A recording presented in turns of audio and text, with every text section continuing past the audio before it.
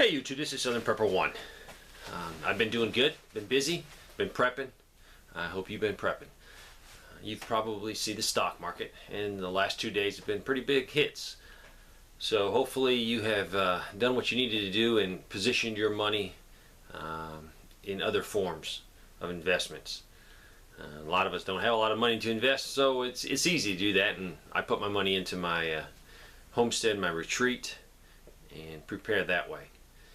Also, you have to remember that this could be a market correction, so don't jump up and down and say, oh, the end of the world is here, because it's not. No one knows, and a lot of people put dates out there. A lot of people say September, October, going to be bad in the financial market. I've been prepping for a long time, probably close to 30 years, over 30 years, and there has been lots and lots and lots of dates. People write books on it. And those dates come and go, so I don't really worry about dates. I am a little concerned about our financial situation because it's getting worse. They've put a lot of money into the economy, and I don't think we got any bang for the buck.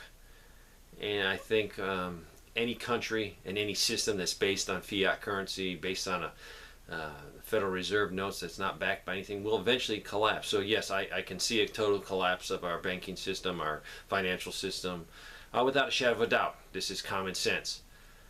So as preppers, we need to mitigate this and prepare as best we can. This might not be a depression we could fall into, but we could.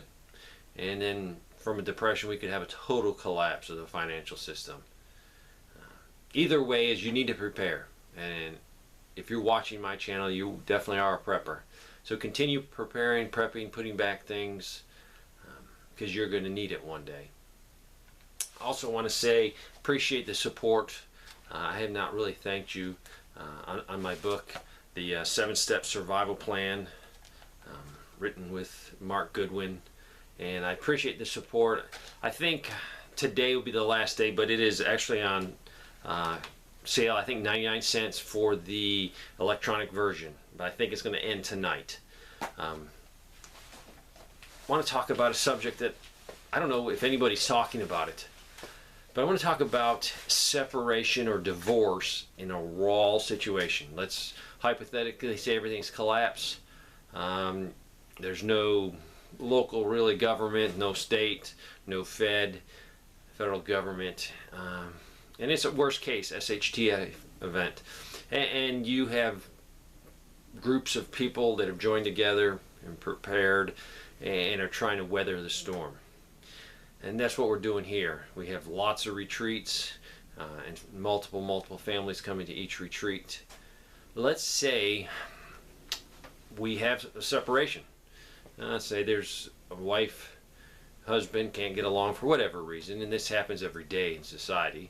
So it's all not going to be like, hey, no one's going to get separated or want a divorce in a WROL situation. It's going to happen, and I'm totally against divorce. A family is very important, so hopefully people can work things out. But we don't live in a perfect world, and eventually people will separate. You need, as a group, to have an SOP on this.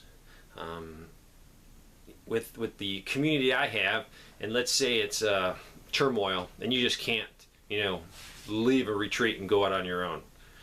What are you going to do? I mean, you definitely have to separate the man and woman for whatever reason. They can't get along, so it's best for unity, because if you had a man and a woman, married couple in your retreat, and they're always bickering, complaining, and fighting with each other, it's not good for morale. So have an SOP where you can separate them. And we have a lot of retreats in the area that are well equipped, that we could say, all right, you go over to the other retreat for a week or two, and then we'll go from there. Because morale is low because you guys are always bickering, complaining, and no one wants to be around you. So you need to have an SOP where that other group said, all right, yep, send the guy over here, and we'll take him in. What happens in a WROL event? For whatever reason, I'm just using the man. The man decides, hey, I don't want to have 3 kids. I don't want a wife. I want to go do my own thing. if the man leaves and stays in the community, he has an obligation, a moral obligation, to take care of his family, especially his kids. If his kids are younger, he brought them into this world, he needs to take care of them. So what does a group do? What does the society or the community do? I think, that man needs to be told, hey, yeah, you separated from your wife, but you have 3 hungry kids over there. The kids aren't my responsibility, they're your responsibility. So how the community is going to handle that? You're going to put a lot of pressure, community and peer pressure on that individual to say, hey, take care of your kids. What happens if he doesn't take care of his kids? He just leaves, takes off, and the wife has to take care of 3 small kids. She's doing her best. What is your group policy? What is your community going to do? I take my principles, and most of the people in our group do, from the Bible. And the Bible is very specific about you have a requirement to take care of widows and orphans. We need to make sure we can help these people. A lot of widows and orphans now in today's society, with modern jobs, can do just fine and take care of themselves. But there's always something we could do. But in a grid down WROL situation, if you lose your good job because you can sit at a computer and make 100,000, and now you can't really make anything because you're not capable of doing as much. You can still do a lot, but you can't make 100,000 in a WROL situation. What are we going to do for those people? We have an obligation to take care of them to a degree. Now, I will help anyone that's helping themselves, but a lazy person, after a lot of coaxing and trying to motivate someone, and I would go out of my way and surpass and make sure my conscience is totally clear, but a lazy person I would throw out the front gate. And really, I don't associate with lazy people. But if someone becomes lazy, if they don't work, I take my principles from the Bible, and the Bible says you don't work, you don't eat. It's really clear. But what are we going to do with the separation issue, divorce issue, orphans, widows? Let's hypothetically say your retreat or your community has been attacked, and someone has gone to the aid and has perished. The main breadwinner died defending your retreat or your community. Does the community owe something to that widow or widower to help them?